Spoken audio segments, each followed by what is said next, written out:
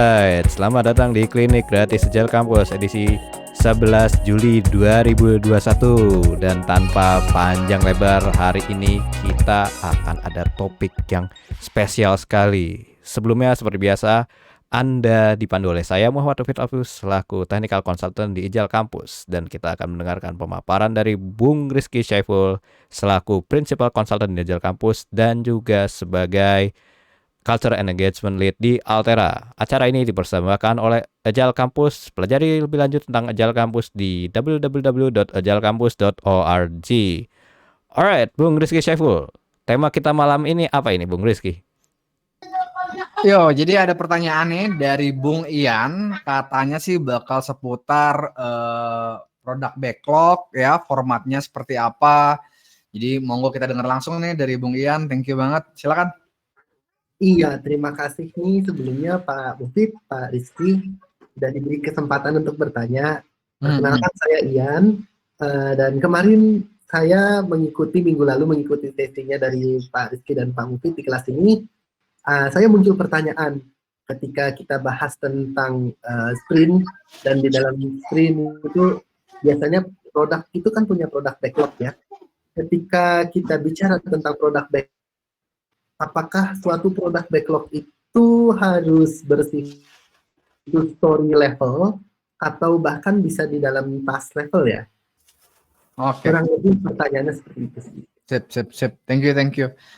Oke, jadi produk backlog apakah bisa formatnya ditulis dalam bentuk story atau mungkin fitur yang emang orang awam bisa paham, atau task gitu, suatu kerjaan yang hanya dipahami sama orang teknis gitu, sama developer. Nah, boleh tahu yang di bayangannya Mas Ian, mungkin dari pengalaman nyata gitu, contoh yang level story seperti apa, contoh yang level task seperti apa? Oke, jadi misalkan gitu ya, kalau saya bilang tadi level story itu di produk backlog itu mungkin lebih ke sesuatu yang bersifat bisnis ya gitu, jadi punya kayak story gitu kan. Jadi misalkan sebagai tim finance, ketika misalkan saya ingin melakukan suatu transfer dari rekening A ke rekening B, saya ingin MIS saya gitu ya, Management Information System saya tuh menunjukkan amount yang spesifik begini sehingga saya bisa melakukan transfer dengan akurat gitu. Itu yang saya pikir story level tuh seperti itu gitu. Betul. Apa ya, pengertian secara bisnis yang Betul. cukup oke lah gitu. Ada why-nya bahkan ya gitu kan. Manfaat dari fitur itu apa sih, itu dijelaskan. Iya, dan kalau punya acceptance kriteria. Nah, ketika ngomongin task itu biasanya kan udah ngomongin ketika untuk mencapai story ini bisa jadi fitur, udah bisa di develop gitu. Ya. Biasanya ada task front end-nya, ada task back end-nya, mungkin kadang-kadang ada task mobile-nya gitu ya, dari tim-tim developer gitu. Biasanya sih yang ngejabarin suatu story menjadi task itu kan biasanya engineer ya gitu.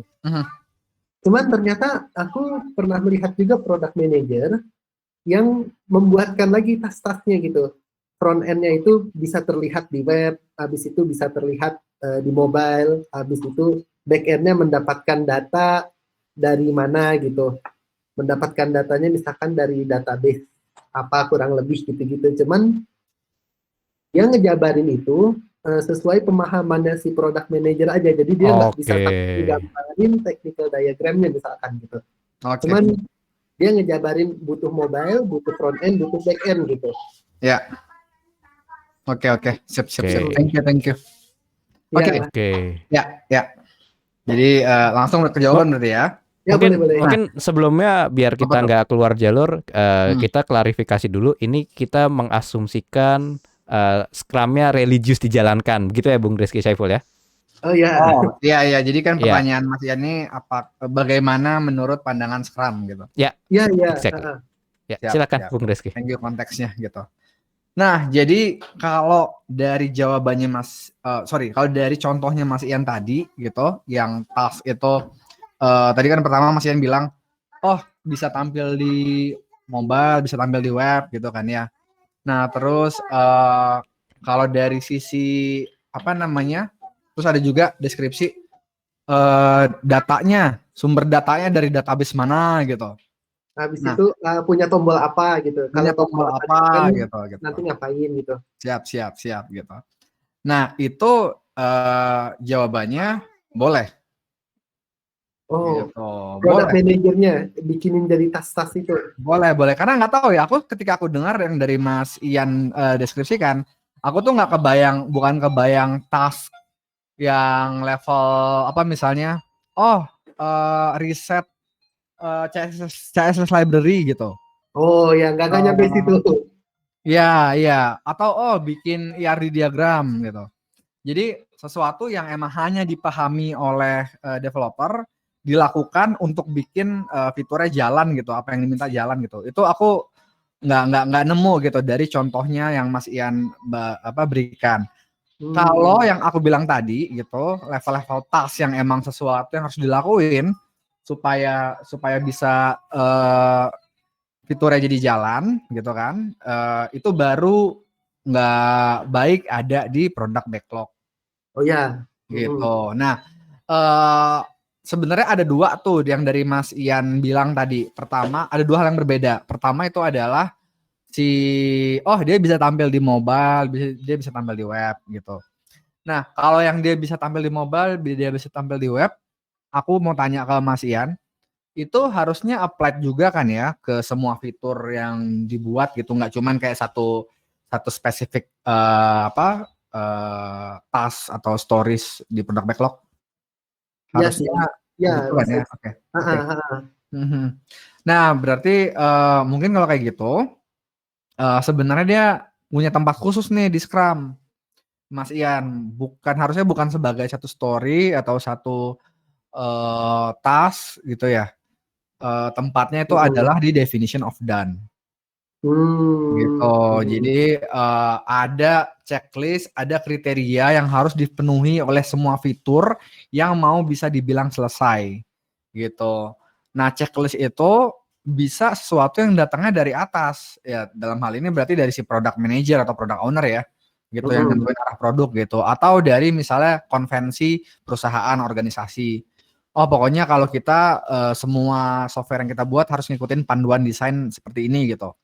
Nah, itu bisa jadi sebuah checklist di definition of done, yang artinya nanti developer setiap dia ngambil kerjaan baru dari product backlog ditaruh ke ke sprint backlog gitu. Pas dia pecahin jadi task, dia harus mastiin ada task buat mastiin checklist, semua checklist di definition of done terpenuhi Oh, di oke, semua item menarik, yang menarik. dikerjain gitu.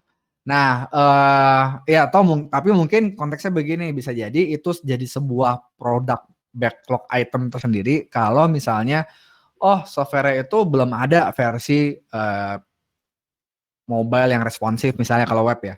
Gitu. Jadi belum ada sama sekali, maka satu kerjaan buat bikin itu ada semuanya gitu kan, berarti fitur-fitur lama juga disiapin versi responsifnya. Nah, itu mungkin jadi satu story itu. Baru itu jadi satu story. Cuman kalau itu udah beres, Hmm. berarti ntar masuk ke definition of done gitu, bukan di product backlog. Sementara kalau dari yang contoh kedua, itu kan tadi contoh pertama yang Mas Ian ceritakan ya. Nah, kalau dari contoh kedua yang bagian product manager bilang buat data ini itu ambil dari database mana gitu.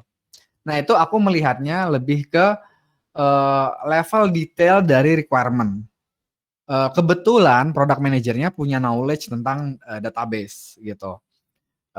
Dan ya nggak apa-apa buat dia ngedetailin sampai selevel itu kalau emang dia tahu gitu. Nah, ini nyambung nih sama pertanyaan Mbak Sari dulu di minggu lalu, kayak seberapa sih product owner harus ngedetailin, bukannya product owner nggak wajib ya mendetailkan sebuah requirement gitu. Nah, jadi ya aku bilang lagi di sini kesempatan ini bahwa memang product owner atau mungkin beberapa nyebutnya product manager itu emang nggak wajib buat ngedetailin requirement sampai sedetail kayak yang Mas Ian bilang gitu. Cuman nggak wajib tapi nggak dilarang juga gitu. Dan itu yang aku juga bahas kemarin bahwa mungkin itulah rahasia kenapa Scrum nggak menyaratkan gitu atau menganjurkan bahkan nggak ada panduan sama sekali tentang seberapa detail requirement. Karena aku kebayang memang bisa beda-beda banget gitu tiap tim. Ada product owner yang memang mendelegasikan semua tampilan ke developers gitu. Ada product owner yang tipenya kayak Steve Jobs, bener-bener sampai pixelnya, warnanya itu dia bener-bener atur gitu. Dan everything is okay asal ya cukup jelas, cukup clear, miskomunikasinya dikit sama developers.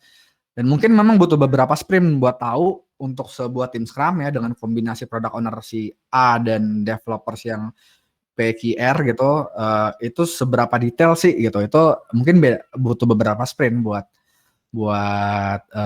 tahu berapa yang pas. Dan mungkin kita mengulang sedikit dari Ya. bahwa yang kita bahas di beberapa Mhm. pekan lalu adalah bagaimana kita bisa membargaining hal yang tidak jelas itu sebagai sebuah goal dari tim. Jadi Oke.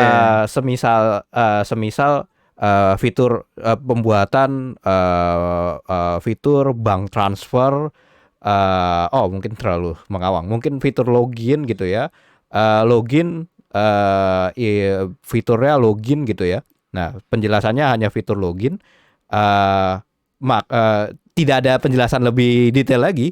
Nah, berarti perlu dipahami sebagai product manager bahwa yang dicapai itu, kalau product manager menulis bahwa harus membuat fitur login, maka yang dicapai itu adalah membuat fitur login. Jadi tidak lebih, tidak kurang, dan segala hal yang tidak disebutkan di sana itu adalah konsekuensi dari agility-nya. Dalam arti begini, kita bisa kan membuat suatu hal itu sangat amat detail, itu bisa. Tapi di situ mengurangi agility kita. Itu kita jadi tidak tangkas di sana. Jadi seolah-olah harus sangat detail sampai misalnya UI-nya harus jadi dulu, warnanya nanti sekian gitu. Atau malah jangan-jangan fiturnya tidak lolos QA gara-gara warnanya itu beda 1 heksadesimal aja gitu ya. Kita bisa sampai sedetail itu. Kita bisa emang sampai sedetail itu. Cuman jangan lupa bahwa tujuan dalam sebuah tim agile itu adalah untuk mencapai produk goal yang kita inginkan, begitu jadinya. Jadi kalau ada hal yang kurang jelas, itu jangan sampai jadi push and pull gitu. Kerja requirement-nya nggak jelas, gue nggak mau ngerjain gitu. Nah, itu udah salah gitu. Nah, yang harusnya terjadi adalah kita menerima konsekuensi dari semua ketidakjelasan. Jadi misalnya disuruh buat fitur login, pas udah jadi product manajernya baru lihat, loh fitur loginnya nggak ada forget passwordnya ya. Gimana ini membuat forget passwordnya?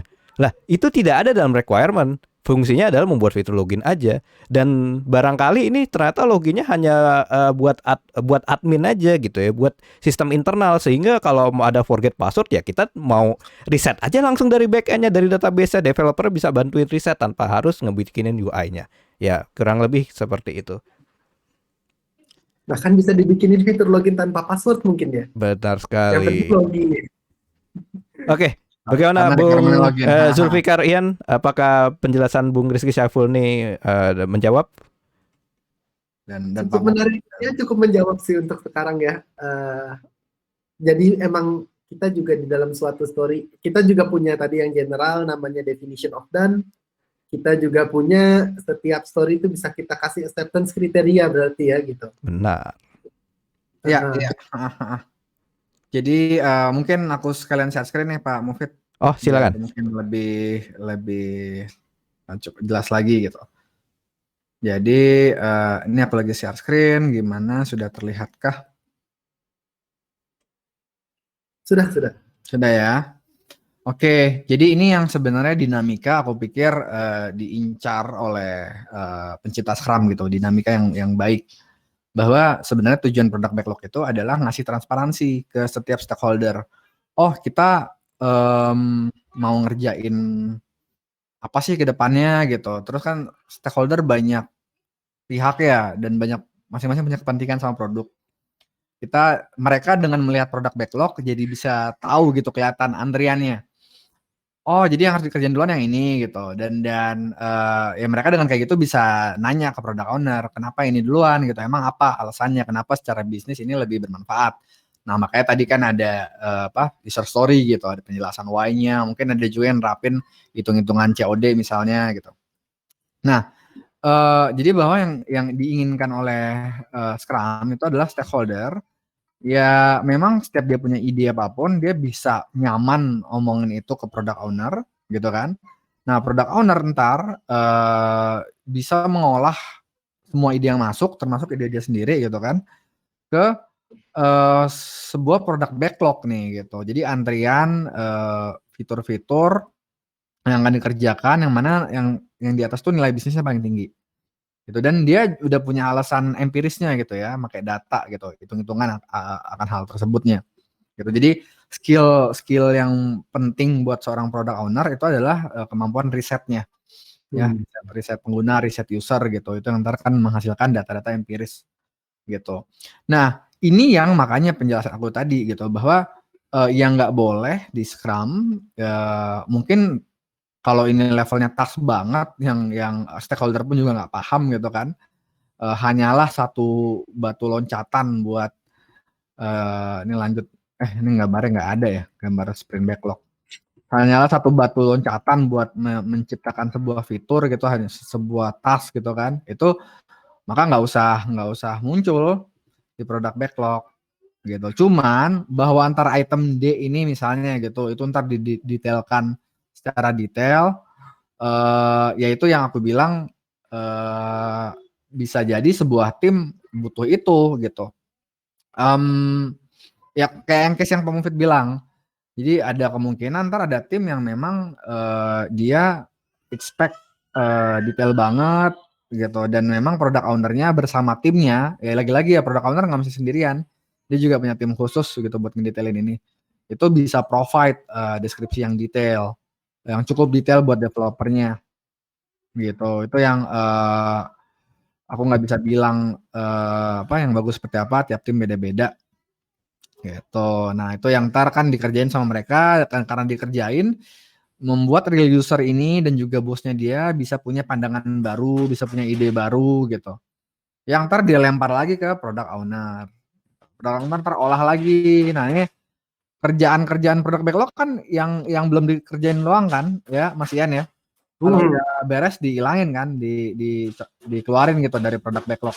Nah, jadi ini jadi antrian yang terus berkembang gitu.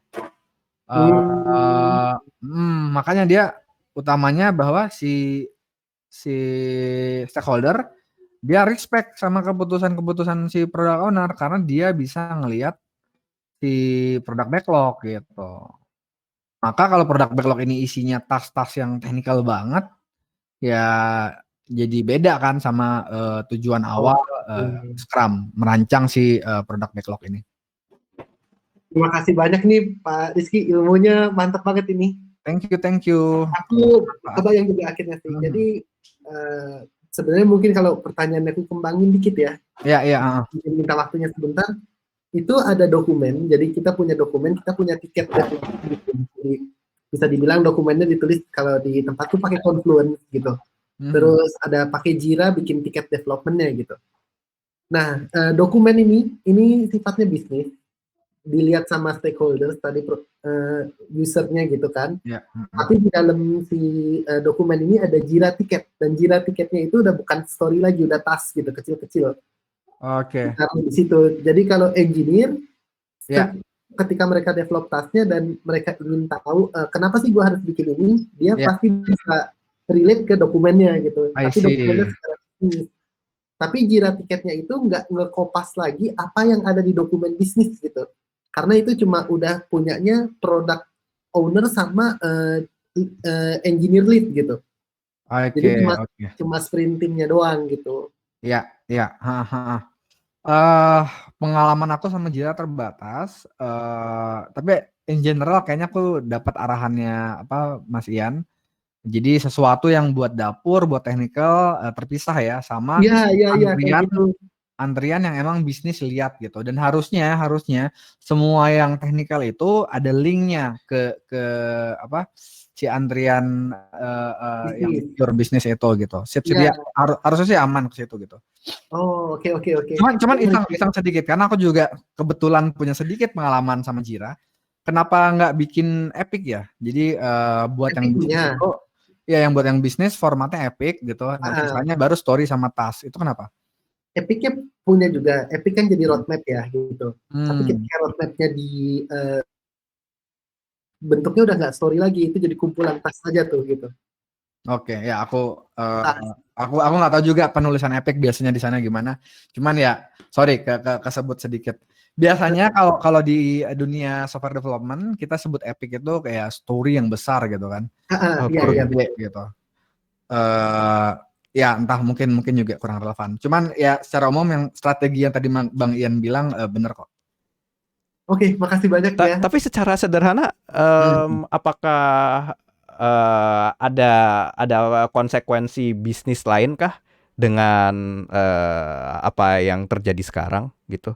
Apa maksudnya dengan di Jira-nya itu, di board-nya itu tidak terlihat langsung? Berarti kan itu board-nya kerjaan developer semua ya? Maksudnya nggak ada product backlog-nya ya gitu ya? Story-nya nggak ada ya gitu. Nah, apakah dengan kayak gitu itu jadi ada penilaian ke developer sebagai wah Anda nggak kerja nih karena tasknya nggak selesai semua. Nah, apakah ada penilaian semacam itu atau bagaimana? Apakah Mungkin ada malah konsep?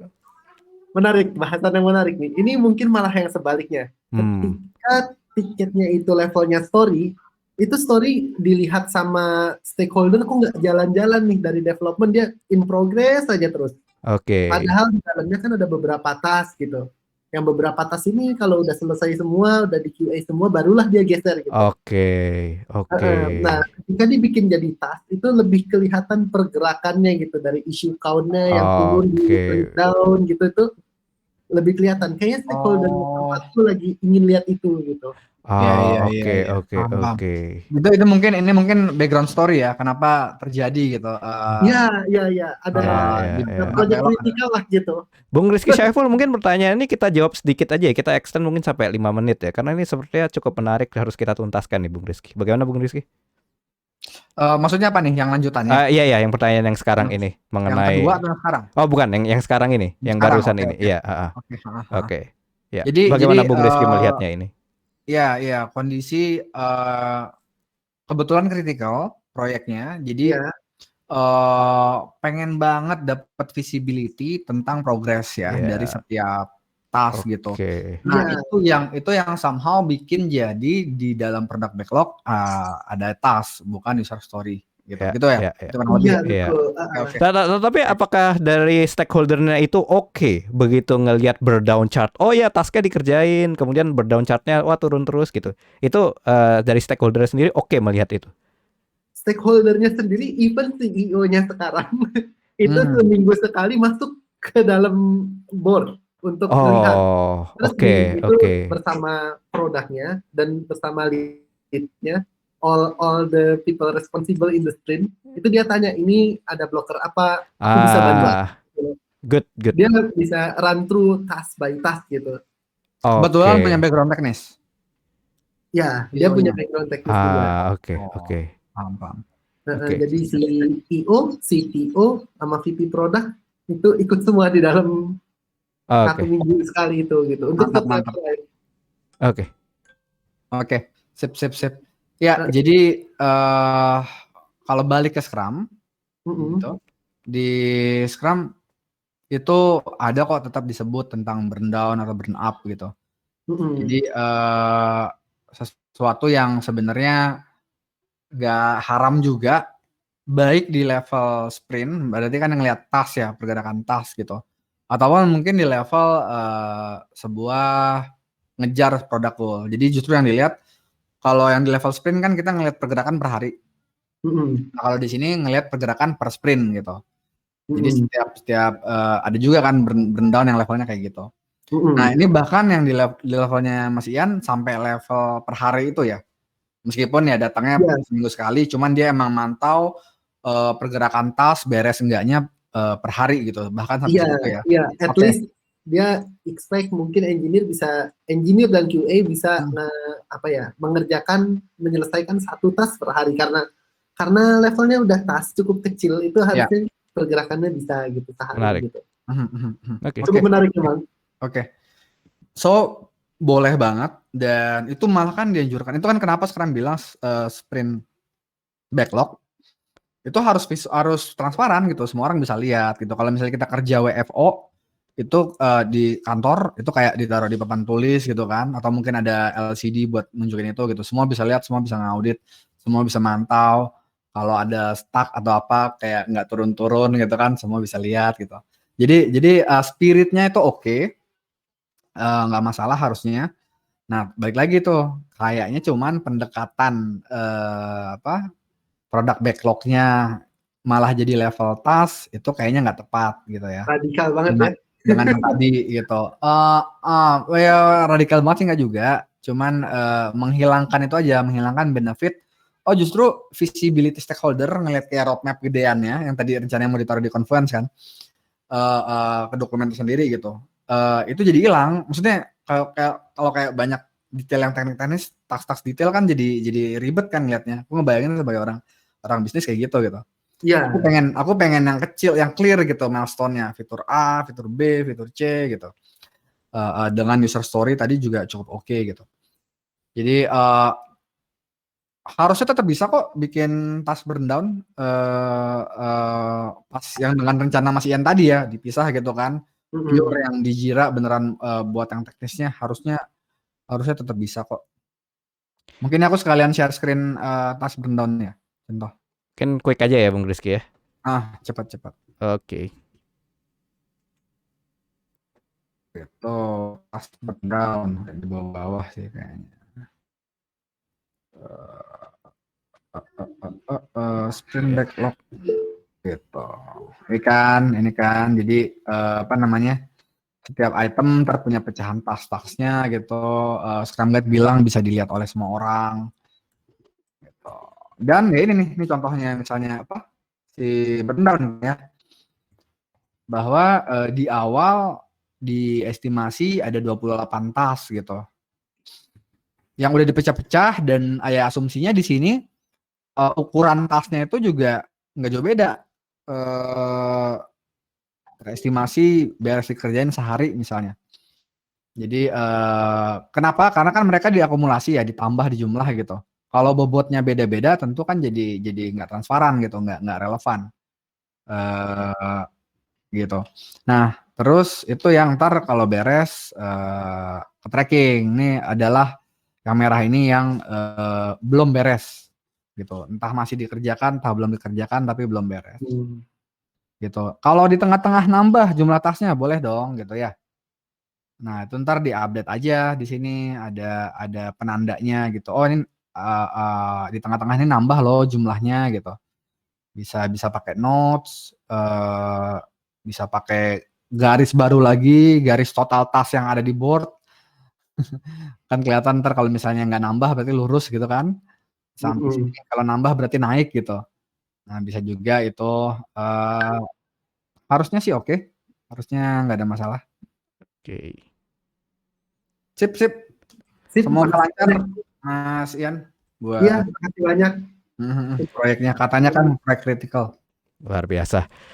Oke, baik. Terima kasih banyak rekan-rekan yang telah menyaksikan di Klinik Mas Gratis Yuda, Mbak Sari. malam ini. Terima kasih kepada yang hadir semuanya. Ada Mas Yuda, ada Mbak Sari. Terima kasih banyak. Dan saya minta bantuannya untuk rekan-rekan subscribe channel Agile Campus. Bila belum subscribe, linknya ada di chat. Karena kita masih jauh dari 1000 subscriber ya.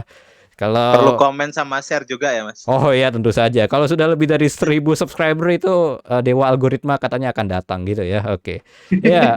Baiklah, terima kasih banyak rekan-rekan. Jika rekan-rekan menyukai video ini silakan like. Kalau nggak suka silakan dislike. Kalau ada pertanyaan silakan komen. Dan terima kasih banyak. Sampai jumpa pada pertemuan selanjutnya. Bye-bye. Makasih Mas Ian, maaf. Ya.